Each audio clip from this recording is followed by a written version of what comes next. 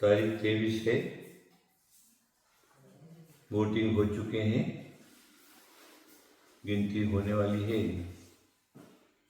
दिन में 12 बजे तक करीब करीब रिजल्ट आना प्रारंभ हो जाता है, कौन आगे और कौन पीछे। देखिए, दो व्यक्ति आपस में लड़ते हैं, एक गिरता और एक पड़ता ही है, एक हारता और एक जीतता है। सब पुण्य पाप का खेल है। मैं समझता हूं प्रत्येक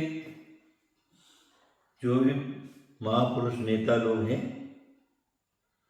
उन्होंने पूरी की पूरी ताकत लगाई होगी कि हम जीतेंगे, हम जीतेंगे, हम जीतेंगे। जीतेगा तो कोई एक ही। तो क्या है, अच्छी बात है जीतना। जीत गए, जीतने के बाद जो समाज ने, प्रजा ने, व्यक्तियों ने आपको चुन करके लाया है, उन्होंने अपनी जवाबदारी पूरी की अपना वोट दे करके। अब आप अपनी जवाबदारी पूरी करना है। अगर सीट पर अगर आ गए हैं आप, आपका चुनाव हो चुका है, आप जीत गए, तो आपका क्या कर्तव्य है, अपने अपने कर्तव्य का ध्यान रखेंगे। कर्तव्यच्युत तो कभी नहीं होना, क्योंकि आपके जीतने के अंदर हजारों करोड़ों लोगों की जो भावना जुड़ी हुई है। आप अपने पद के अनुसार काम करेंगे, अगले साल फिर 5 बार, तो आपको 5 साल के बाद फिर जिता करके ले आएंगे। और अगर आपने काम नहीं किया तो टांग खींच करके आपको नीचे कर देंगे, आपकी जगह पर दूसरे को ला देंगे। काम चाहिए सबको, अच्छा काम चाहिए।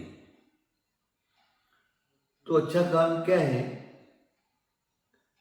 आप एक राजा के स्थान पर हैं। राजा और प्रजा दोनों जोड़ा है।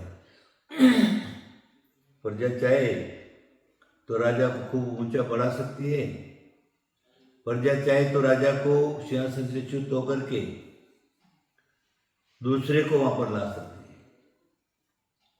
प्रजा ने अपना कर्तव्य किया, आप अपना कर्तव्य करेंगे। अब आपकी बारी है। 1-2 साल भी नहीं आपके पास, करीब करीब पूरा का पूरा 5 साल आपके पास है। 5 साल में लोगों की सेवा करके, बहुत गरीबों की सेवा करके, रोगी शोकी आदि व्याधि पीड़ितों की सेवा करके, और जो भी हमारे अंतर्गत प्रजा है, मानव है, मनुष्य हैं, नर नारी दोनों हैं, उनकी आवश्यकता क्या है,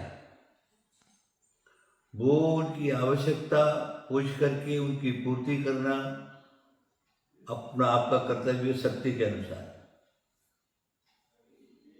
बहुत सारी धर्म संस्थाएं भी हैं, तो धर्म संस्थाओं का भी ध्यान रखना है। धर्म संस्था है तो आप हैं, नहीं तो नहीं।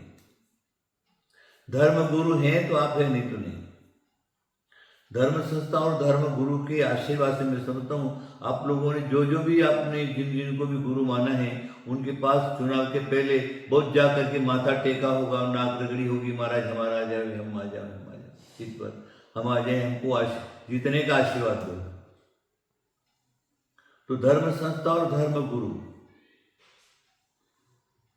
तो धर्म गुरु को तो क्या चाहिए, लेकिन धर्म गुरु के पास अगर कोई संस्था वगैरह है, वो संस्था के अंदर क्या कमी है, क्योंकि संस्था तो कोई स्वयं की संस्था नहीं है, वो भी जनता की ही संस्था है। जनता ही उसको बनाती है, जनता ही उसको दान देती है, जनता का ही सहयोग रहता है। लेकिन जो कार्य राष्ट्र और राजकीय लोग कर सकते हैं, वो कार्य जनता नहीं कर सकती। अगर वहां पर किसी प्रकार की कमी है, रोड खराब है, आदि आदि, यात्रियों को ठहरने की जगह नहीं है, पानी नहीं है, जो भी उनकी संस्था है, उन संस्था के अंदर वहां जाकर के उसको पूछ करके, जैसे चुनाव के पहले गए मैंने देखा है बहुत सारे लोग चुनाव के पहले तो 10 बार आकर के नाग रगड़ते, और चुनाव हो गया तो उसके बाद काय के गुरु और काय की संस्था आकर के भाव नहीं पूछते। वैसा नहीं होना है, क्योंकि कौन से गुरु का तुमको आशीर्वाद मिला है, कौन सी संस्था के अंदर रहने वाले भगवान है उनको तुमको आशीर्वाद मिला है, तो वहाँ पर भी जा करके अपना कर्तव्य पूरा करना है, उनकी जो भी मांग है उसको पूरी करना है शक्ति के अनुसार। ये आपका कर्तव्य बनता है, आप अवश्य करिए। 5 साल आपके हाथ में है, आप चाहें तो अच्छा कार्य करके उनकी सेवा शुश्रूषा करके जनता की और दुआएं ले सकते हैं, बद्दुआ नहीं। दुआएं लेंगे तो आपका कार्यकाल, आपका आयुष्य, आपका परिवार खूब वृद्धि को प्राप्त हो जाता है, फिर आपके परिवार में सुख शांति समृद्धि प्राप्त होती है। ऐसा धर्मगुरु और धर्मशास्त्रों का कहना है। चलो, आपके भाग्य की आज परीक्षा है, और जो भी पास होकर के आया है तो मैं समझता हूँ आपका बहुत बड़ा भारी पुण्य है।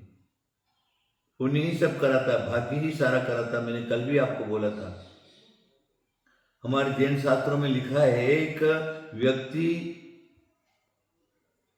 जंगल में दर दर का भिखारी था, भटक रहा था, खाने को मिलता नहीं था। उनकी माँ लकड़ी ला करके और खाना पका कर उसका उदर पूर्ति करती।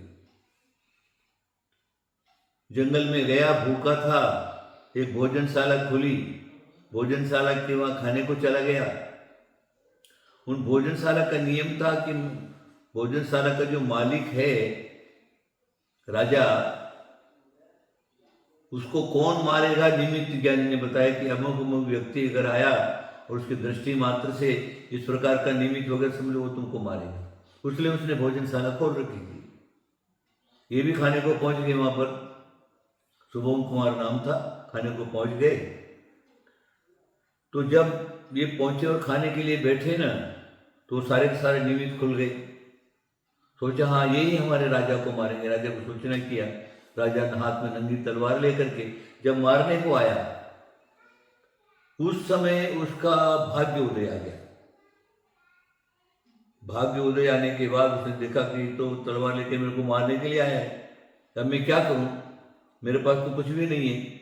उसने क्या किया, जो अपने खाने की जो थाली थी, उस थाली को घुमा करके फेंक दिया, और भाग्य का उदय आने पर वही थाली चक्र रूप में परिणत हो गई, और शत्रु को उसने खत्म कर दिया, और वो जंगल का भटका हुआ व्यक्ति जो है वो राजा बन गया।